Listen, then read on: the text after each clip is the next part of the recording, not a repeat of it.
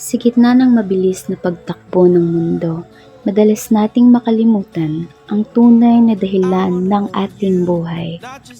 Nahahanap natin ang ating sarili na naliligaw sa mga materyal na bagay, sa mga pansariling ambisyon at sa walang katapusang paghabol sa tagumpay. Ngunit sa likod ng lahat ng ito, mayroong isang malalim na katotohanan na dapat nating alalahanin. Ang ating buhay ay isang regalo, isang banal na tiwala na mayroong isang dakilang layunin. Hindi ito isang obligasyon lamang kundi isang pribilehiyo, isang pagkakataon upang maipakita ang pag-ibig ng Diyos na siyang pinagmulan ng lahat ng bagay. Let us embrace our purpose in life.